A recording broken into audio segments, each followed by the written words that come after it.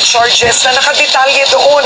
Ang paliwanag ng Meralco, hindi sa kanila napupunta ang mga bayaring ito dahil marami rito ay para sa mga programa ng gobyerno. Okay guys, marites ng social media. Okay, sino ba ang hindi pa nakatanggap ng billing ngayon ng Meralco? At alam ko rin na ito ay medyo delay na sa reaction na to. Kasi marami na nag-react ng mga social media ng mga personnel dahil nga dun sa masyadong maraming charges ang Meralco, no? Sa tumaas bigla yung ating mga billing at katwiran nga nila ay ito ay hindi daw mga programa sa government na hindi naman napupunta sa Meralco kundi sa government, no? So lahat na lang ginagawa ng sino bang nakakuha niya na sa taong bayan talaga pinapasan nila lahat ng ng mga programa na yan at nakakainis ba na yung iba ay papitiks-petiks lang tapos yun na nga, yung mga middle class ang nagsasuffer kasi nga sila yung nababawasan ng mga tax at lahat naman dahil nga dun sa mga programa nila na supposed to be dapat ang programa ng government ay sila dapat ang kuwan, hindi yung ipapasa nila sa taong bayan, no? Ang dami na nga ng tax na binabawas. Alam ko guys na walang makikinig sa akin, walang manonood sa akin, pero sana makapadagdag man lang ng pressure sa mga nakaupo. Anyway guys, hindi na natin makontrol talaga ang kuan. Kahit anong dada natin, walang makikinig. Walang makikinig at walang a-action dyan. Kasi nga sabi nila, sa government, wala na kayo magagawa kung implement. So maiisip natin ngayon kung sino bang kakampi natin. Ang government o ang NPA. Kasi minsan naisip natin hindi natin masisi yung iba na talagang lumalaban din sila. Sabi nga ng mga nasa kaliwang grupo, no? Kung wala kaming nakikibaka sa kuwan, ganun, hindi nyo matatamasa ang aming na hindi ko sinasabing sa tama sila ha. Ang ibig ko sabihin, napapaisip ka minsan kasi sa sobrang abuso na ginagawa ay alam naman ng nasa government na hindi tayo wala tayong magawa. Wala tayong magawa kahit anong kuwan dyan. Pero para bang sobra ng kabigatan na tulad nito, halos lahat ipinapataw na sa taong bayan na ang hirap na mabuhay sa Pilipinas. Bakit sa kuryente nila nilagay yan, no? Kasi alam nila na tayong lahat ay consumer ng kuryente kasi kumbaga ika nga pang araw-araw na kuha natin yan, na nakasanayan na natin na meron tayo niyan pang araw-araw. So, para hindi tayo makapalag, nagbigay sila ng programa, nilagay nila sa Meralco. Well, kung ano man itong mga nangyari sa atin ngayon, ano-anong mga tax, ano-anong mga programa na feeling natin unfair sa atin mga tao, guys, kasalanan din natin tayong bumoto di ba? Majority ng botante ay bumuboto sa mga nakaupo ngayon. So yun yung resulta natin, no? So sino ba? Parang wala na tayong dapat, sino bang pipiliin natin para mapaayos to? No? Kasi feeling ko lahat ng presidente pagka nakaupo sila, pagka nakaalis na sila sa pwesto, kinukulong, kinakasuhan, no? Kinukuhan. Wala na tayong presidente na bawat alis na lang ng presidente may kaso, may kulong. Kasi may ginawang ganito. Sino bang bumuto, 'di ba tayo? Tayong bumuto Tayong pumili, mga tao. No? So, yun na nga ang tinatawag na yan na yung tinatawag na sukli or kaya yung tinatawag na dose of our own medicine, ika nga.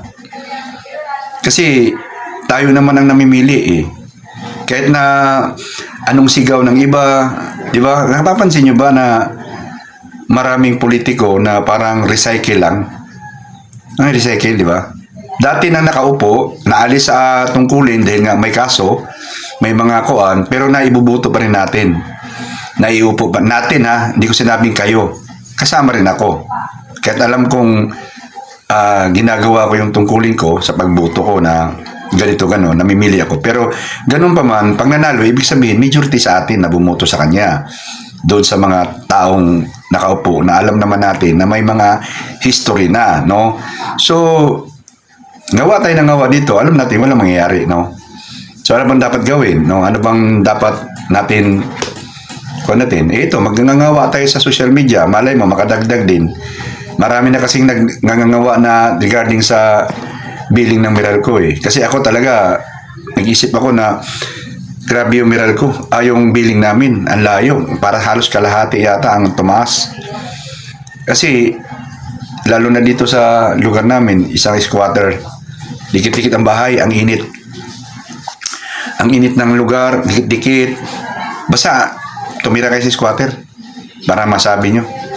Iba kasi yung nandun sa mga subdivision kasi yung bahay, yung lupa nila malawak, malayo ang tingin mo, yung hangin dire-diretso lang.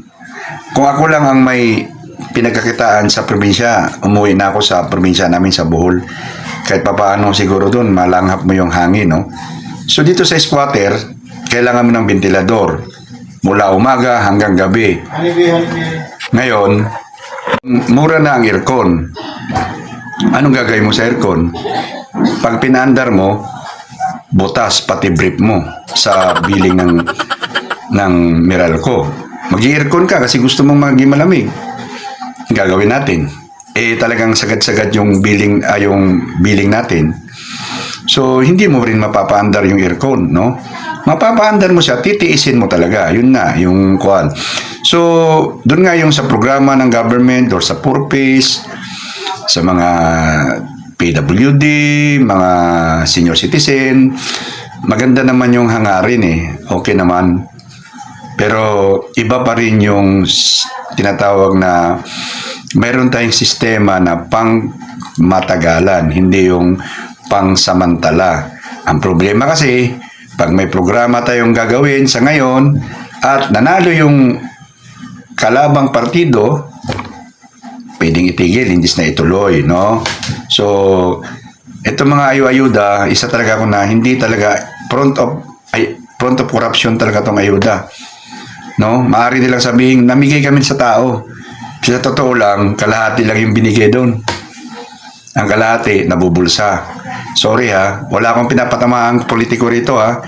Ako ay nagbibigay lang ako ng freedom of speech ko sa aking tinatawag na FB page ko, no?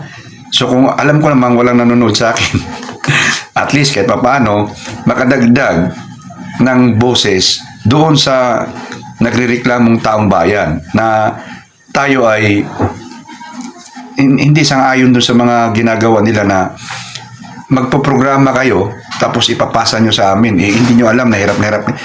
Ako, hindi ko masasabing middle class ako eh. Wala naman akong trabaho eh. So, paano naging middle class ako? Diba?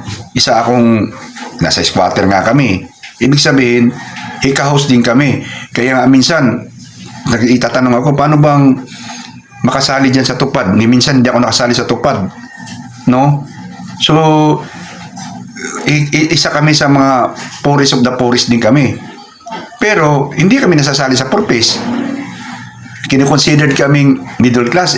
Ako walang trabaho. Di ba? Walang trabaho. Nagtitinda-tinda lang ng konti. Puro tax pa yung kuwan mo, ginagawa mo. Kaya, next time siguro, magiging matalino tayo sa pagpili natin ng leader. Kasi kung mali-mali talaga ang leader na pipili natin, lahat-lahat tayo magsasuffer, no? Lahat-lahat tayo magkakaroon ng suffering sa bansa natin. Pero hindi ko alam kung sino talaga ang pwede nating iupo rito para magamot talaga yung Pilipinas. Parang sabi nga nila, cancer na talaga eh. Yung corruption natin. Remember guys, congratulate ko nga pala lahat ng Pilipino. Pangatlo tayo sa pinaka-corrupt na country. No? Pangatlo tayo. So, top 3, no? Hindi na masama, no? Gusto ba natin maging top 1? Well, sa susunod na eleksyon, mamili ulit tayo ng tamang leader para maging top 1 tayo sa corruption.